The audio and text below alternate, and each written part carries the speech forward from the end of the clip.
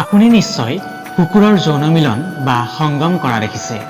আপোনাৰ কেতিয়াবা এই প্ৰশ্ন মনলৈ আহেনে, কিহৰ অভিশাপত মানুহে দেখা ঠাইত কুকুৰে সংগম কৰে? এই সকলো প্ৰশ্নৰ উত্তৰ পাবলৈ আমি যাব লাগিব মহাভাৰতৰ পৃষ্ঠাৰ মাজলৈ। প্ৰিয় দৰ্শকসকল, ভিডিঅ'টো আৰম্ভ কৰাৰ আগতে আপোনালৈ এটা সৰু অনুৰোধ, যদিহে আমাৰ চেনেলটিক এতিয়ালৈকে ছাবস্ক্ৰাইব কৰা নাই, সকলোৱে চেনেলটিক ছাবস্ক্ৰাইব কৰিব আৰু লগতে ভিডিঅ'টো লাইক এটা কৰি কমেণ্ট বক্সত জয় শ্ৰীকৃষ্ণ লিখি আপোনাৰ প্ৰিয় বন্ধুজনলৈ এই ভিডিঅ'টি শ্বেয়াৰ কৰিব।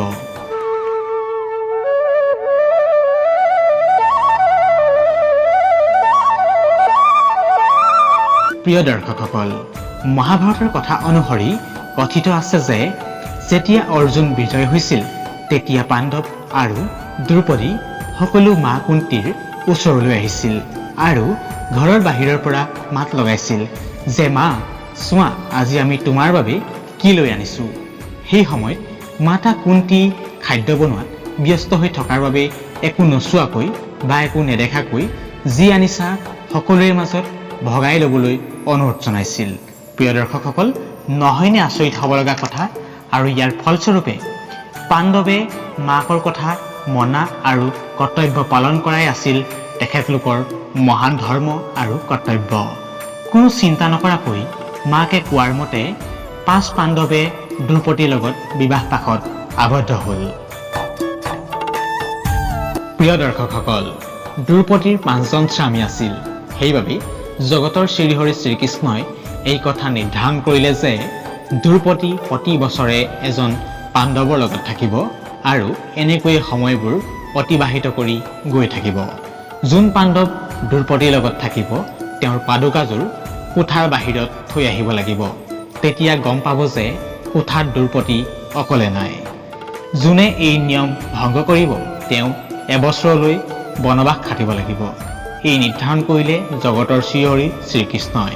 প্ৰিয় দৰ্শকসকল, নিশ্চয় যদিহে চাই ভাল লাগিছে প্লিজ ভিডিঅ'টো বন্ধুবৰ্গলৈ শ্বেয়াৰ কৰিব আৰু নিশ্চয় এনেকুৱা ধৰণৰ আচৰিত তথ্য পাই থাকিবলৈ আমাৰ চেনেলটিক ছাবস্ক্ৰাইব কৰিব। প্ৰিয় দৰ্শক, এদিনাখন অৰ্জুন দ্ৰৌপদীৰ কোঠাত প্ৰেম বাসনাত লীন হৈ আছিল।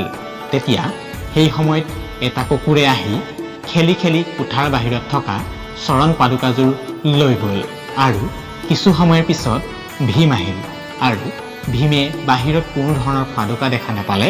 সেইবাবে দ্ৰৌপদীৰ কোঠাত প্ৰৱেশ কৰিলে আৰু তেতিয়াই দেখিলে যে অৰ্জুন আৰু দ্ৰৌপদী প্ৰেম বাসনাত মগ্ন হৈ আছে। তেতিয়া সেই কক্ষৰ ভিতৰত ভীমক দেখি দ্ৰৌপদী বহুত লজ্জিত হৈছিল আৰু অৰ্জুনৰ বহুত খং উঠিল আৰু খঙত কৈছিল, বাহিৰত মোৰ পাদুকা আছিল, কিয় তুমি প্ৰৱেশ কৰিলা? ভীমে ক'লে, অৰ্জুন, কোঠাৰ বাহিৰত কোনো পাদুকা নাই আৰু মই ভাবিলোঁ দ্ৰৌপদীৰ কোঠাত অকলে আছে আৰু মই সেইবাবেই কোঠাত প্ৰৱেশ কৰিলোঁ। অৰ্জুনে কোঠাৰ বাহিৰত দেখিলে যে কোঠাৰ বাহিৰত কোনো পাদুকা নাই।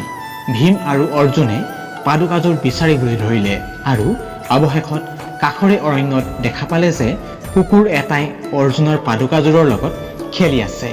প্ৰিয় দৰ্শকসকল, নহয়নে আচৰিত হ'ব লগা কথা?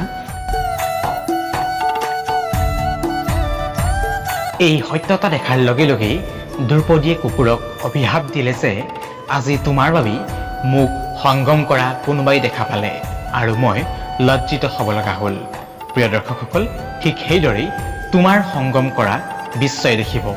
আজিও দ্ৰৌপদীয়ে এতিয়া অভিশাপ পালন কৰি মানুহে দেখা ঠাইত মুকলিকৈ কুকুৰে সংগম কৰি আহিছে। প্ৰিয় দৰ্শকসকল, এয়াই আছিল কুকুৰৰ আঁৰৰ ৰহস্য। যদি এই ভিডিঅ'টি চাই ভাল পালে লাইক কৰিব আৰু লগতে এতিয়ালৈকে যদি আমাৰ ভক্তিমূলক চেনেলটিক ছাবস্ক্ৰাইব কৰা নাই চেনেলটিক ছাবস্ক্ৰাইব কৰিব, যাতে নিজেও ভক্তিমূলক ভিডিঅ' আপুনি শুনি থাকিব পাৰে আৰু লগতে কমেণ্ট বক্সত জয় শ্ৰীকৃষ্ণ লিখি আপোনাৰ প্ৰিয় বন্ধুজনলৈ এই ভিডিঅ'টি শ্বেয়াৰ কৰিব। আকৌ নতুন ভক্তিমূলক ভিডিঅ' লৈ অহাৰ প্ৰতিশ্ৰুতিৰে আজিৰ ভিডিঅ' ইয়াতে সামৰি মাৰিছোঁ। জয় শ্ৰীকৃষ্ণ, ধন্যবাদ।